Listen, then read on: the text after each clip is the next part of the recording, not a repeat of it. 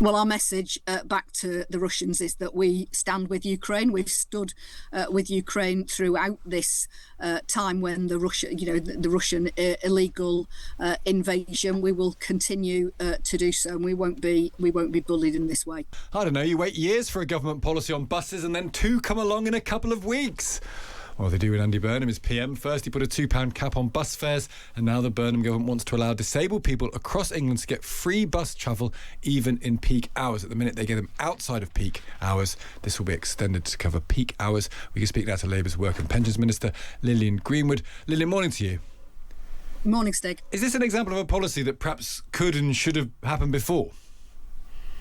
Well, the legislation that introduced the disabled persons concessionary pass dates back to 2000. This is certainly something that disabled people and groups representing disabled people have been calling for. Obviously, in some places, mayors and local authorities had used the discretion that they have to pay for this to be in place. So it was something that Andy Burnham introduced in Greater Manchester when he was the mayor there. We think it's the right thing to do.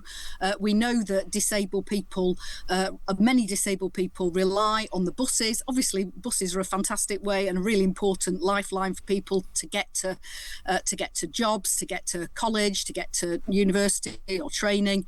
And we think it's something that we should ensure that there isn't a postcode lottery, that every disabled person across England can use if they've got the disabled person's pass, that they can use it at any time of the day.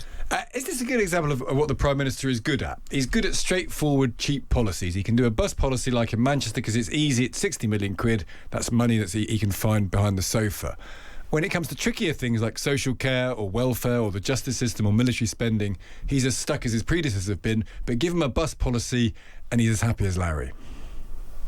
Well, look, I think obviously the Prime Minister has made it clear that he wants to help people with the cost of living, and he's looking for ways to do that. But he's not running away from some of those really difficult issues that you've talked about. We know that he's charged the Justice Secretary with finding ways to tackle the crisis there is in prisons capacity that we inherited from the previous government. He's committed to trying to tackle the long-standing issue of social care and said that he wants to work on a cross-party basis to do so. So I don't think we're avoiding the big issues, but absolutely he's focused on how can we improve people's day-to-day lives, how can we give them that breathing space when we know cost of living pressures are a worry. And buses are so important to millions of people across this country. So why not start with the things that where Greater Manchester and others have led the way and say, actually, we can extend this across the whole of the country. We'll talk about some of those other issues in a moment. It's one of our listeners got in touch to put this question to you. How do you judge what is disabled in the context of free bus passes? So could there be people with anxiety, for example, is the question that Mark asked. Could people with anxiety get free bus passes in this way? Well, look, as I said, the Disabled Persons Concessionary Fares Pass Scheme is covered by the Transport Act 2000, I think, and that sets out the eligibility criteria. It's generally for people with quite severe disabilities. So, for example, those who are blind or partially sighted, those who are deaf or have extreme hearing loss, who can't walk at all or virtually. So could it include people with anxiety or not, is the question? So could people with anxiety? No, I think it would include someone with learning disabilities. I don't think it could. Obviously, it's for the local authorities to apply the criteria, and the government provides guidance on how to do so. But those are set out in the Act, and we're not changing the eligibility criteria that were set out. What we're simply saying is, instead of having to wait until 9:30 in the morning to use your pass and not being able to use it after 11 p.m. at night, you'll be able to use it 24/7 to travel wherever you want and need to go, whether that's work or a hospital appointment. You'll have that extra flexibility. Let's talk about some other issues, if we may. The Children's Commissioner is coming on this programme about half an hour's time. She's got a pretty stark warning this morning that British children are becoming intoxicated by extremism and that the PREVENT system cannot cope.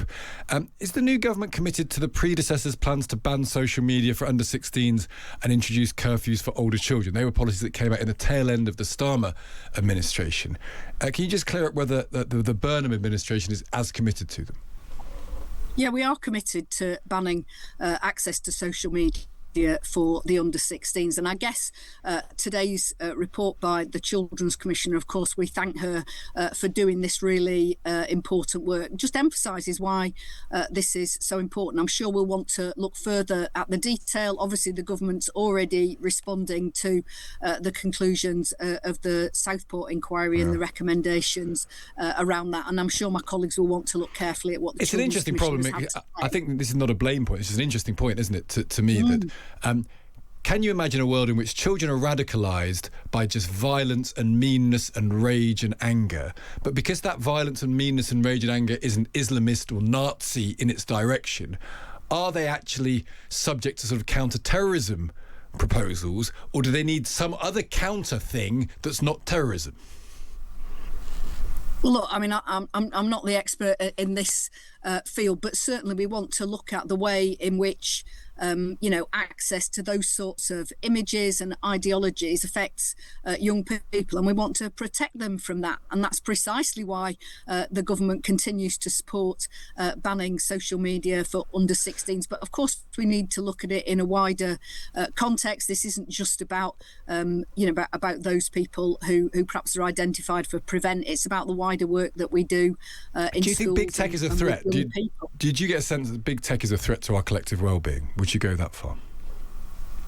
I mean, I think, the rise of social media and the way in which we all rely on the high-powered computer in our pockets, we do need to look at how that impacts all of us, not just children, although, of course, we particularly want to protect children from the impacts of that. I think these are things that have happened in my lifetime, and we're playing, in some respects, we're catching up, is what impact is understanding what impact that has, and how do we protect people from perhaps the ways in which that instant access to lots of media and lots of images. We have to learn how do we protect people from that? How do we ensure that we regulate and control it in ways that it doesn't cause harm? Well, Baroness Kidron, who's a campaigner on the deleterious effect of tech, has called your boss Andy Burnham a bit too happy-clappy on TikTok to tackle the big companies.